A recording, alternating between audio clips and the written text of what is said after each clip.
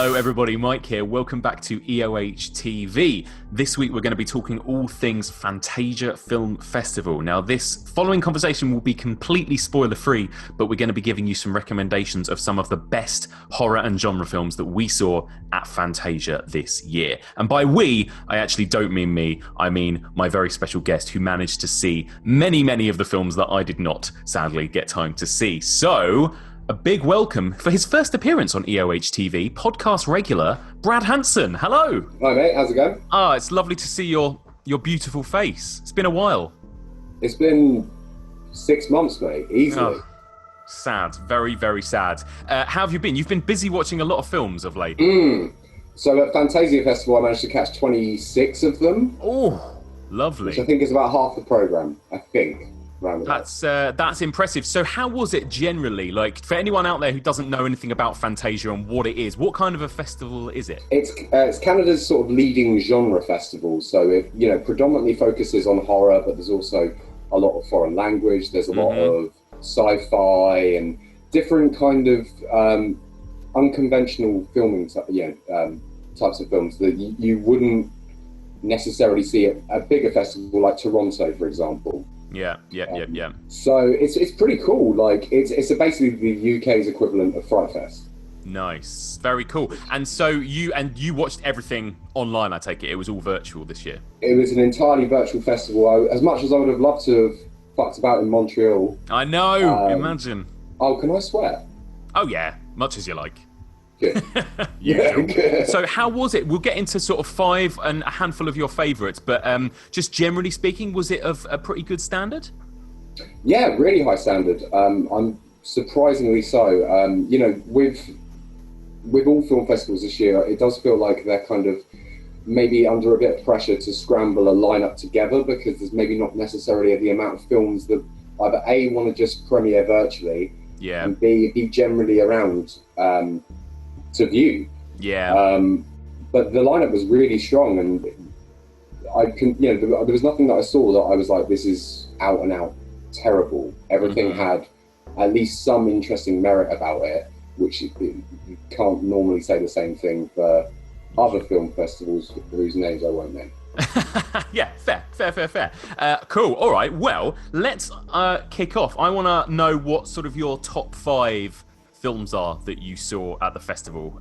Top 5 recommendations. Then maybe we'll do a little handful of sort of other also-rans at the end. Why not? That's what we do. Why not? That's what we do. Exactly. So, what are we kicking off with? We'll start on number 5. We're going to go downwards. And we're going to talk about Michael Venus's Schlaf, or Sleep. Yeah, I have heard about this film. I'm Googling it now as we speak. The reason why you've heard of it is because we were both supposed to see it in Berlin. Oh, that's why I've heard of it. Yeah. But we didn't see it, did we? Yeah. You didn't get time, and I may have missed it because I was hungover. Yes, that's right. Yeah. That's right. Well, I finally made amends and caught it at Fantasia. The film is right up your alley. Lou Thomas saw it and in Berlin was saying how amazing it was. And what the film effectively is like a Lynchian waking nightmare. Oh, yeah. I'm intrigued already. Yeah. I've said the buzzwords, so I figured you'd be. I'm already in. 100%. Yeah, it doesn't matter what happens. I've said the word Lynchian, so you're in. Yeah. So it follows Marlene, who's played by Sandra Hüller, who you will know from Tony Erdmann. Oh yeah. Loved Tony Erdmann. Yeah. She is plagued by sort of like horrific dreams, and she ends up suffering an emotional breakdown, which sees her kind of hospitalized after visiting a remote village. So her daughter goes on kind of a clue-finding expedition to the village to work out what has triggered her mother's kind of PTSD and all these other things that she's dealing with. And what she finds are some well-kept secrets, and it ends up being like a never-ending nightmare. So the film itself is like full of atmosphere, and it's got this like real ethereal unease to it. Right. Okay. Yeah.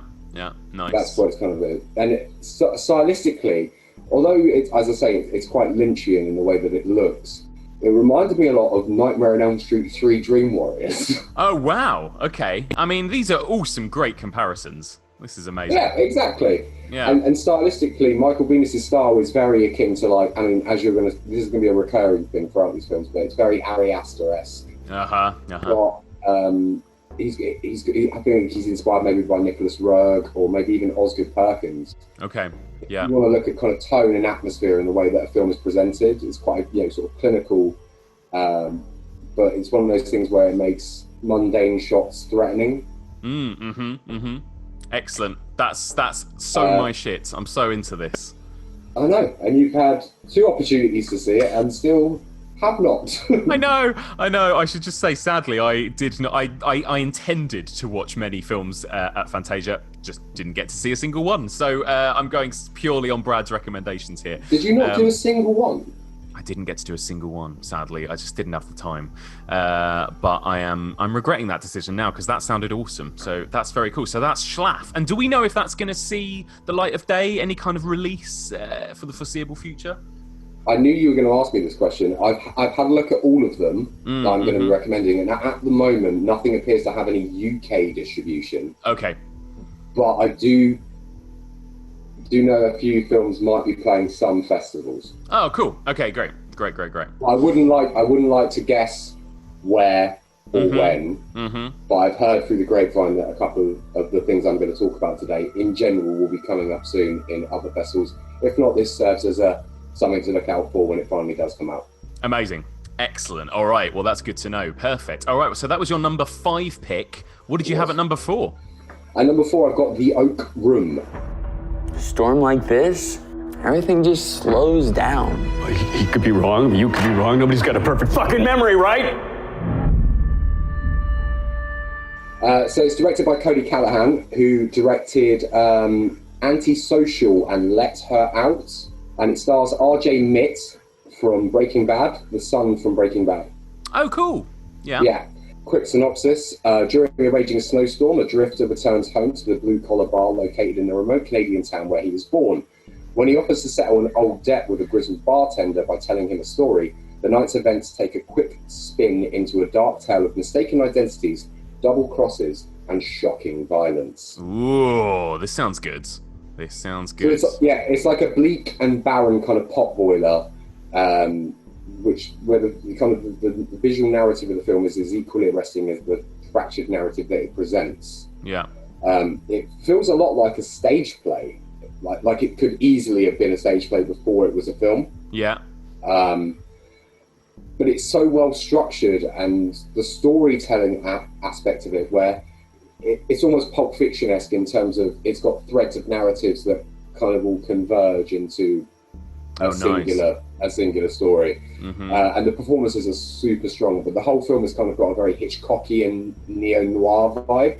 Yeah. Not really horror per se, but sort of a thrillery, a talky thriller. Lovely. So that sounds good. So that was The Oak Room at your number 4. Awesome. What have you got at number 3? I'm torn between 2 and 3. I keep flipping them around. Interesting. Because they're both really, really strong, and they're both quite similar as well, so I'm not sure which one I want to pick. But at number 3, we're going to go with Unearth. Unearth. Okay, tell us about Unearth. So it's directed by John C. Lyons and Gerata Swise, their first-time feature directors, and it's mostly a cast of unknowns, but we do get Adrienne Barbeau in the film. Oh, love Adrienne Barbeau. So quick synopsis of Unearth is it's a fracking horror story. A fracking? Oh, amazing. A tale as old as time. Yeah, We've all seen it. Yep. So Unearth follows 2 neighbouring farm families whose relationships are strained when one of them chooses to lease their land to an oil and gas company. In the midst of growing tensions, the land is drilled and something long dormant and terrifying deep beneath the Earth's surface is released. Unearth is about the horrifying repercussions sown by short-sighted decisions and what our children will reap by our actions. Ooh, okay. Sounds good. Oh, also, I'm just looking now. It stars Mark Blucas, who is from Buffy the Vampire Slayer. One of the most boring characters ever on Buffy the Vampire Slayer. But I was never going to pick up on that, was I? I'm not a Buffy boy. Yeah. So what did you think of this one? It's very well constructed. So it's like an eco body horror, which is once again another recurring theme. As we had Aster as kind of a visual theme. A narrative theme this year seems to be a lot of ecological horror. Fair. I mean, it makes sense. Yeah. Exactly. And this one, if you're going to ask me to compare it to other films, it reminded me tonally a lot of It Comes at Night. Okay. All right. Nice. But with also flecks of Long Weekend, the Ozploitation movie from the 70s, 80s. Okay. Kind of an amalgamation of the two. The film itself is incredibly sort of suffocating. Because much like the last one we spoke about, or when we spoke about Sleep, they somehow seem to sort of tensely frame and score every scene, so that however innocuous the scene may be, it feels like there's like a permeating undercurrent of like tension throughout. Right. And I think that's great for the film itself, but also quite a good narrative structure in terms of dealing with the two families and the kind of the sniping that's going on between the two, because one doesn't want to sell, one does sell, you know, that kind of thing. And the cinematography in this film is strong, really strong. So it's by a guy called, forgive me, Uan Ali. That's the guess. Yeah. It's perfect. It's both stifling and expansive, if that makes sense. There's a lot of drone shots. Okay. Yeah. But it's also quite. What it kind of does is, once again, it offsets the kind of fraught tensions. But then when the film when the camera pans out and goes to these big, expansive shots, it's also talking about the wider societal issue at hand. Okay. Yeah. Of kind of the consequences of, because no one likes fracking. Fracking's not cool, is it? No, I mean, it's perfect for a horror film, isn't it? This is great. Yeah, exactly. And the whole film kind of plays out like a doomed American dream parable. You know, that like, we'll sell this land, we'll get the money, we'll get out, we'll get quick, we'll make money. And but obviously, things don't go the way. Things don't go well. Amazing. Okay, well, that sounds good. That's Unearth. And that was your number 3. All right. What was number 2? Number 2 is The Dark and the Wicked. I saw something. She wasn't crazy. Do you smell him? He's close now. He's not out there.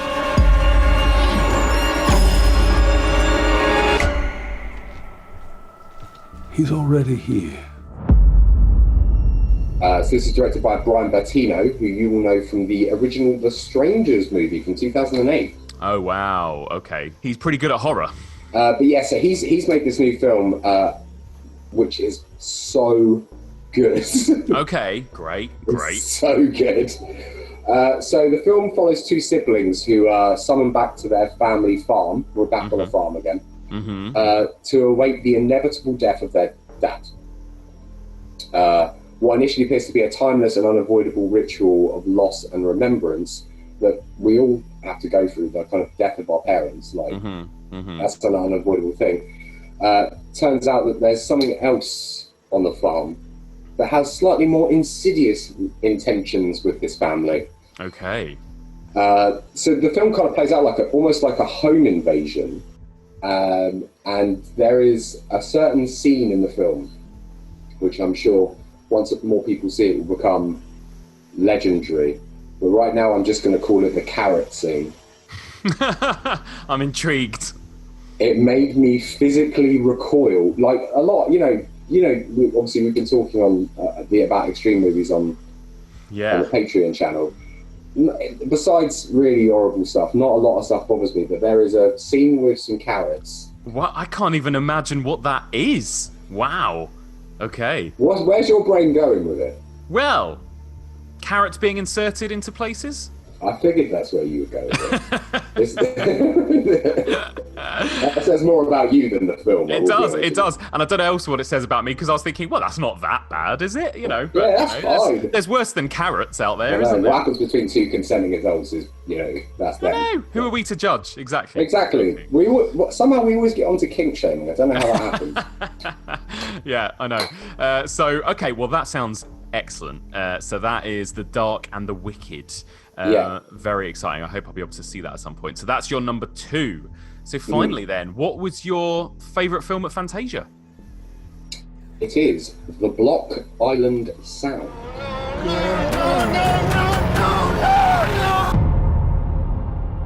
Yeah, so it's directed by the Manis brothers, who this is their second feature, but they're predominantly known as producers. They produced American Vandal, Cobra Kai, and the Slumlord series. Okay. Audrey Lynch returns home to Block Island only to discover her dad is suffering from a series of blackouts and hallucinations.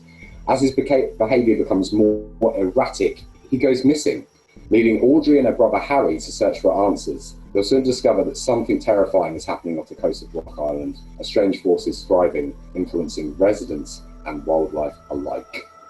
Interesting. So what was it about this one that you loved so much? This one is a sci-fi, and I don't really like sci-fi. No. To be honest, but this is a sci-fi eco-horror thriller that it slowly unravels into something truly sinister and actually delivers. I think what I love about it most is it delivers a third act that actually works. Oh, that's good. Because there's something so synonymous with horrors where they can make a great first and second act and then completely fuck the bed. Yeah. When it comes to the third act. This one builds to something that's so satisfying, so poignant, and so kind of haunting that when you put it all together, like, the whole piece is a really interesting kind of beautifully orchestrated slice of Lovecraftian maritime horror. Lovecraftian maritime horror. Now we're talking. Okay. That's the stuff, isn't it? That's what you're looking for. Oh. And it's like so well scored. Both like its score itself, but the sound design as well. And it's just got these consistently haunting visuals. Where it's one of those things. It's the thing that you hate the most, where there's just some prick hiding in the back of a shop. Oh, yeah, I love that. What are you doing there? Yeah. Fuck off. Go home. Okay, all right. It's brilliant. Once again, I don't know. I did know where it was going to be, but now I don't, unfortunately, know when people can see it because it's just been picked up by a distributor in the US. I think quite a big one as well. So hopefully, people will be able to catch this film because it's fucking great. And I say, I'm not a big sci-fi fan. I did a little research, and the Block Island is a real thing that has this kind of weird, almost like Bermuda Triangle-esque. Right. There's like frequencies and pitches that can disrupt people's equilibrium and their brain function. And that's effectively what this entire film is set around, is kind of this unavoidable siren-esque call to the sea. Oh, wow. Oh, okay. Well, those are some good picks there. Run through your top 5 one more time for us, and then we'll finish on a few honourable mentions. Yeah, it's Sleep, The Oak Room, Unearth, The Dark and the Wicked, and The Block Island Sound. Amazing. Very exciting. Very jealous that you got to see all of these. Lovely. Well, before we finish off then, just give us a few quick honourable mentions. Is there anything that didn't quite make your list that you want to give a shout out to? Absolutely, yeah. There's a film called The Mortuary Collection by Ryan Spindell, which I think played Fright Fest Glasgow. So, The Mortuary Collection is kind of a delightfully macabre portmanteau that harks back to kind of the old days of EC Comics and the great kind of anthology series of like the 70s and 80s, so like The Amicus, the Great. Creep Show, the bloody Tales from the Dark Side. Yeah. But it's like, for such a low budget film, the production values are fucking brilliant. Okay. Like, it looks great. Like a big, it tonally or aesthetically looks a lot like kind of the House with the Clock in its Walls, the Eli Roth movie. Now, I'm not saying they're the same, but I'm talking about in terms of, that's a big production budget. Yeah. And Ryan's managed to kind of match that tone or that look of production value. That sounds good. Like, great poster too. So that's The Mortuary Collection. Yeah. What else you got? The 5 Rules of Success by Orson Oblowitz. Now, you have seen one of his films before. That name sounds very familiar, Orson Oblowitz. You saw Hell is Where the Home Is. Yes, I've met and interviewed Orson Oblowitz. Yes, Well, yes. That'll be why you know him, then. Yes. Yeah, Hell is Where the Home is, that kind of home invasion film with Fairuza Balk, right? Yeah, that's right. Yeah, and so he cut his teeth on kind of horror and genre, but this film is more a drama. Right. That it's a kind of a gritty portrait of rehabilitation and relapse as an ex-con kind of tries to get his life together, and he follows the 5 rules of success. Mm-hmm. But what it is, it's systems in place that fail people. It's quite a social commentary on kind of not being able to rehabilitate offenders correctly and ending up kind of putting them in positions where they're effectively as confined as they were in prison as they are in real life. Right. Yeah. And it's got really strong performances, and he's got the film is shot in a very disorientating but really unique style. Not really seen anything done the way that he's done it, but I really liked the kind of tone and atmosphere of the film. It's really good, even if it's not horror in any way. Yeah. Okay, cool. Well, yeah, I quite liked his previous film, so that's interesting. Yeah, I really liked Hell is Where the Home is. Nice. All right. Okay. Good pick. Anything else you want to mention? Got 2 more for you. Go for it. Sanzaru by Gia Magnus. Mm-hmm. Okay. So this is a haunted house film with no ghosts. Okay. Yeah. So instead of being haunted by spirits or apparitions, they're haunted by heritage. Okay. And interesting. legacy. So it follows an immigrant carer and a dying old woman coming from 2 polar opposite sides of the world, and also from polar opposite sides of life and experience and tradition. Mm-hmm. And it's got a similar kind of theme to the film that's coming out soon and also showing at London Film Festival, Relic. Yes. Okay. Yeah. Tonally quite similar to Relic, but with a kind of more of a Southern Gothic twist. I know you mentioned it earlier with the Oak Room. Mm-hmm. I was like, no, this is the Southern Gothic one. Sounds really good. It's really good. Nice. Sanzuru. That sounds good as well. I love it. Okay, and last but not least then. The Curse of Audrey Earnshaw. So this is an otherworldly film that is unsettling and surprising. Mm-hmm. There are hints of folk horror, witchcraft, vampirism, and it's all combined in a kind of engaging story of legacy and sacrifice. So basically it's like massive folk horror vibes. Great. Okay, that sounds good to me. It's weird though, because it's set in the 70s, but it's like The Village. 'Cause it's all old. It's all olden time, and they talk all olden, you know. Olden, yeah, like olden stuff, like. Yeah. But yeah, it's a really interesting, bleaky, sad folk horror. Nice, very cool. Okay, and that one is getting a release, did you say? Yeah, that's coming out on DVD in the UK, I think, in October. Nice. Okay. Well, there you go. Awesome. Very cool. What a lovely selection of recommendations. Hopefully, we'll be able to, at some point down the line, see some of those as well. And hopefully you'll be able to have something to say about Yes, yourself. exactly. I feel like I've talked a lot in this. It's been wonderful. Brad, thank you so much for this. If people want to come and find more of your musings on films, where can they find you out there? You can find me on Twitter at @HagBranson, the same name for Instagram as well. And you can find me on Letterboxd at SplatterPatter. Love it. Brad, thank you very much. Thank you. Looking for more horror content? Subscribe now for more videos like this one, and listen to the Evolution of Horror podcast. Head on over to evolutionofhorror.com.